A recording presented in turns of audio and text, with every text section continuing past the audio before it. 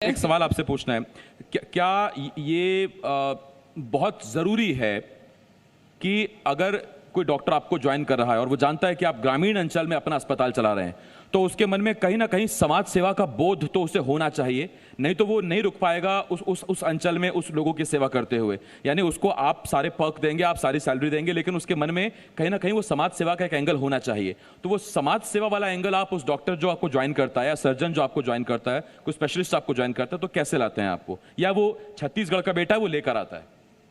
नहीं, अभी तो कई काउंसलर हैं जो माने सैलरी बेस्ड में प्रोवाइड करते हैं। तो अभी तो पहले पहले हमको तो उनको सैलरी बेस्ड में ही रखना पड़ता है और बाद में वो धीरे धीरे आ जाते हैं। कई रहते हैं जिनको नेचर रहता है कि वो समाज सेवा करें या थोड़ा सा कम में काम करें। बिल्कुल। और देखिए, डॉक्टर्स, जर्नलिस्ट, समाज सेवी, इनको ज़रूरी नहीं है कि सिर्फ आप समाज सेवा का नाम दीजिए। इनका काम ही वही है, इनका प्रोफेशन ही वही है कि ये पैसे से पहले, हिपोक्रेटिक ओथ भी यही समझाती है कि आपका पैसा पहले नहीं, आपका मरीज पहले आता है। संजय जी, आपके पास आना चाहूँगी। आपने कहा कि हमारा पहला धर्म ये होता है कि हम पहले लोगों तक चीज़ें पहुंचाएं, बजाय इसके कि हम प्रॉफिट कमाएं और रोज़गार भी बढ़ाएं। आपके अंडर इतने सारे मजदूर अब काम कर रहे हैं। कोरोना काल में हमने देखा कि दिल्ली से, बड़े बड़े शहरों से सभी को डर लगा कि अब अगर मरना ही है तो अपनों के बीच मरे, अपने लोगों के पास पहुँचे।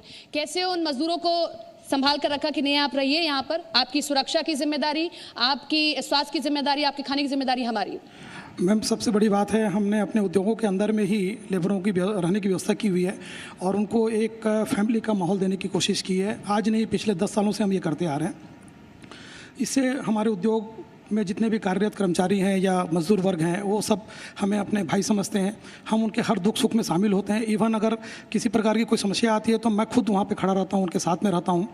और जब पीछे पहला लॉकडाउन जब रहा, उस समय जब अफरा तफरी का माहौल रहा और लोग भाग रहे थे, हमारे यहाँ से एक सिंगल मजदूर भी हमारे गेट से बाहर नहीं गया। अरे वाह, इसके लिए तालियां, क्योंकि अच्छा कुछ दिया गया जी, इसीलिए मजदूर नहीं गया। और इसके लिए मैं आपको बताना चाहूँगा, पिछले बार माननीय मुख्यमंत्री भूपेश बघेल जी ने भी भरी मीटिंग में ताली बजाकर स्वागत किया था कि रायगढ़ के समस्त उद्योगपति ने ये निभाई है, जो हमारे मिडिल क्लास के उद्योगपति हैं, सभी लोगों ने ये निभाई है कि सभी लोगों ने अपने लेबर को पूरे 40 दिन, जब लॉकडाउन था फर्स्ट फेज में, 40 दिन का मुफ्त भोजन के साथ साथ में पूरी सैलरी उनको दी गई, ताकि उनको ये दुख ना हो कि हमारी सैलरी भी कट गई और हमको भोजन ना मिला। और भोजन की क्वालिटी भी हमने ये कोशिश की थी कि हम अपने घर में जो खाते हैं वो खाना उनको मिले।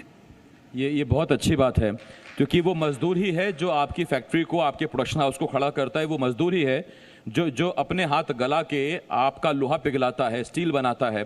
तो मजदूर अगर खुश है या आपका एम्प्लॉय अगर खुश है तो वो आगे प्रॉफिट की बात में नहीं कर रहा, देखिए वो छोड़ दीजिए, लेकिन कुछ समाज को देने की भी एक आदत होनी चाहिए, एक मन में मंशा होनी चाहिए। डॉक्टर साहब, आपके पास आ रहा हूँ।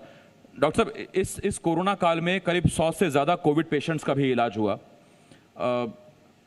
उस वक्त में जब एकदम कोरोना पीक पर था, लोग कोशिश या तो ये कर रहे थे कि सबसे बढ़िया अस्पताल में इलाज हो हमारे मरीज़ का, या अगर उनको बेड नहीं मिल पा रहा है तो वो ये चाह रहे थे कि कोई कम से कम अच्छा अस्पताल मिल जाए। उन 100 मरीजों का इलाज करते हुए उस वक्त क्या चुनौतियां आपको आईं? क्योंकि पहले ना आपने ना कभी किसी और डॉक्टर ने इसके बारे में कभी इतना सोचा था या पढ़ा था। अचानक से एक महामारी आती है, इतना बड़ा विकराल रूप ले लेती है। तो इस ग्रामीण अंचल में अस्पताल चलाते हुए आपको क्या चुनौतियां आई और कितनी सक्सेसफुली आपने उसको ट्रीट किया? एक तो क्या है, उस वहाँ ऑक्सीजन की जो मैंने अवेलेबिलिटी के ऊपर है, अवेलेबल के लिए ऑक्सीजन के लिए अपने को रायगढ़ से ही ले जाना पड़ता था। उसके बाद जो डॉक्टर की जो टीम है, वो जो है मैंने व्यवस्था करना था। मल्टी स्पेशलिटी जो है, चेस्ट स्पेशलिस्ट हैं, मेडिसिन के सर्जन हैं और स्टाफ हैं, स्टाफ नर्स हैं, है ना, वो सब की मैंने व्यवस्था ग्रामीण अंचल में करना पड़ा, है ना।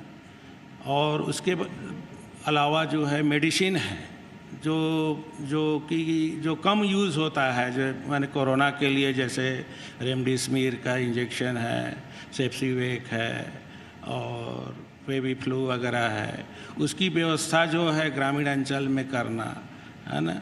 और उसके बाद इमरजेंसी क्रिटिकल केयर के सामान हैं, जैसे वेंटिलेटर है, मैंने पल्स ऑक्सीमीटर है और बाईपेप है, ये सब का व्यवस्था करना, उसमें अपनी पूंजी ही लगा के करना पड़ा। देखिए एक बात देखिए, अब मैं कहूँगा तो आपके मन में ये भी आएगा कि आसिफ भाई ताली बहुत बजवाते हैं, लेकिन अभी सुन लीजिए पहले, अभी बजाइएगा मत। आप एक चीज़ देखिए, मैंने अचानक एक चीज़ गौर की कि एक है वो डॉक्टर जो लोगों तक ऑक्सीजन पहुंचा रहे हैं, दिन रात काम करके अपनी ज़िंदगी जोखिम में डाल के लोगों का इलाज कर रहे थे, और दूसरे ऐसे कारोबारी उद्योगपति बैठे हैं जिनको स्टील के निर्माण के लिए ऑक्सीजन चाहिए, लेकिन उन्होंने ऑक्सीजन उस वक्त त्याग दी। क्यों त्याग दी? ताकि पहले जीवन बचे, उसके बाद होता रहेगा निर्माण, उसके बाद हम मकान खड़े करते रहेंगे। तो एक वो हैं जिन्होंने आपकी जान बचाई है, और एक वो हैं जिन्होंने अपना प्रोडक्शन उस वक्त डाउन कर दिया कि जो हमारी जो इंडस्ट्रियल नीड है उसको अभी हमें नहीं चाहिए ऑक्सीजन, आप इसे मेडिकली यूज करें, इसकी वहां आवश्यकता है। और मुझे लगता है कि सर उसमें ऑक्सीजन उस वक्त वो आपने जो त्यागा है वही वजह है कि छत्तीसगढ़ ने अकेले अपने दम पर कई प्रदेशों को ऑक्सीजन पहुंचाई है। सही है, हमारे सारे उद्योगपतियों ने मिलकर निर्णय लिया था, और माननीय मुख्यमंत्री जी और यहाँ जिला कलेक्टर साहब ने भी हमें सबको निवेदन किया गया था, आप प्रोडक्शन कट कर दिए और हमारे जितने भी ऑक्सीजन आप लोगों के पास है, सारे ऑक्सीजन सिलेंडर के साथ साथ सारे ऑक्सीजन भी हमने प्रशासन को दे दी थी। आपने अपना हॉस्पिटल भी दिया था प्रशासन को कि को, कोविड का इलाज कोविड कर सके। अब आप देखिए ऑक्सीजन भी दे रहे हैं, हॉस्पिटल भी दे रहे हैं, अब आप बताइए ताली बजनी चाहिए कि नहीं बजनी चाहिए? तो मैं वही कह रहा था कि देखिए आपको अंदाजा हम कई बार नहीं लगा पाते कि किस किस रूप में छोटे छोटे लोगों ने, बड़े बड़े लोगों ने, समाज सेवियों ने हमारी सेवा की है इस कोरोना काल में। और वो चाहे ऑक्सीजन ले जाने वाला एक ट्रक ड्राइवर हो, या एक वो कोई पैथोलॉजिस्ट हो, कोई रेडियोलॉजिस्ट हो, मतलब छोटे से छोटे व्यक्ति ने भी अपनी पूरी जिम्मेदारी निभाई है। तो आप देखिए कि अस्पताल भी अपना प्रशासन को दे दिया ताकि कोविड के मरीजों का बेहतर इलाज हो पाए। बिल्कुल बिल्कुल, आपने एक बात सही कही कि देखिए आपको नहीं पता कि जब आपकी जान बची है तो उसमें कितने लोगों का हाथ है। इसीलिए हम भगवान को धन्यवाद कह देते हैं कि भैया उन सब का आप रखिएगा ख्याल जिन्होंने हमारी जान आज बचा ली है। संजय जी, वैक्सीनेशन अभियान जोरों पर है और हर कोई ये कोशिश कर रहा है कि जो उनके अंदर लोग काम कर रहे हैं कि उनको वैक्सीनेट करा लिया जाए, क्योंकि संजीवनी सभी को मिल जाए तभी सभी की जान भी बच पाएगी। अपने मजदूरों के लिए कोई ऐसी व्यवस्था की गई हो? हमारे उद्योग में, तीनों उद्योगों में कंप्लीटली 100% वैक्सीनेशन के दोनों डोज लग चुके हैं। ये बहुत अच्छी बात है। 100% सभी लोगों को 100% डबल डोज पूरा कंप्लीट परसों कंप्लीट हुआ हमारा। डबल डोज का कंप्लीट चैप्टर हमने तीनों प्लांटों में हमने कंप्लीट करा दिया। एक भी बंदा बैलेंस नहीं है जिसको डोज ना लगा हो। ठीक, डॉक्टर साहब एक आखिरी सवाल मैं आपसे पूछना चाहता हूँ। सर, जब मैंने झाड़ा की बात की, मैंने दागा की बात की, और भी कई तरह की परंपराएं हैं, और परंपराओं को मैं उसको कोस नहीं रहा, मैं उसकी कमियां नहीं निकाल रहा, लेकिन वैक्सीन जरूरी है हर व्यक्ति के लिए, वो चाहे कोटमी का रहने वाला हो, चाहे रायगढ़ का रहने वाला हो, चाहे रायपुर का रहने वाला हो। तो एक डॉक्टर होने के नाते, एक सीनियर डॉक्टर होने के नाते आप लोगों को कैसे प्रेरित करेंगे? और सर मैं जानता हूं कि आप मृदुभाषी हैं, थोड़ा हल्का बोलते हैं, इस बार दम लगा के बोलिए सर कि वैक्सीन लगवाइए। बोलिए आप। वैक्सीन लगाने के लिए तो गवर्नमेंट ही इतनी प्रचार प्रसार कर रही है ना। हमारे जैसे अभी गंगा नर्सिंग होम में मैंने शासन के द्वारा ही मतलब जो है स्टाफ आए हैं हमारे, और उसके बाद हमारे यहाँ से 3-4 स्टाफ को मैंने सम्मिलित करके महाअभियान में मतलब जो है बहुत लोगों को मैंने वैक्सीन लगाए हैं। उसके लिए अपने को प्रेरित लोग बाग ऑलरेडी जागरूक हैं, है ना, और जागरूक हैं, अलगवा भी रहे हैं। ये बहुत जरूरी है। देखिए कोरोना से लड़ना है तो टीका होना बहुत आवश्यक है, उस पर कोई टीका टिप्पणी नहीं करनी है, टीका लगाना है, वही जान बचाएगा।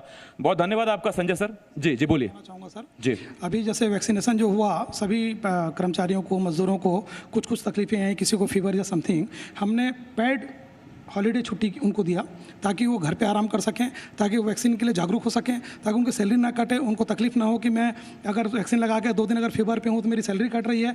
उसके लालच में वो कभी कभी वैक्सीन नहीं लगाते थे। हमने सबको जागरूकता के लिए ये किया गया कि जो वैक्सीन लगाएंगे वो 2 दिन के लिए कंपलसरी छुट्टी पे हमने डिसाइड कर दिया। ये बहुत बड़ी बात है सर, वरना कोरोना से आदमी जब जूझ रहा होता है तो एक तो शरीर उसका कोरोना से लड़ रहा होता है और मन उसका लड़ रहा होता है कि मैं यहाँ पड़ा हूँ, मेरी तनख्वाह कट रही है, अब क्या होगा। तो वो चुनौती अगर हट जाए, वो चिंता हट जाए, तो व्यक्ति जल्दी ठीक हो जाता है। बहुत धन्यवाद आपका संजय जी। डॉक्टर साहब बहुत धन्यवाद आपका हमारे साथ जुड़ने के लिए, इस मंच पर आने के लिए।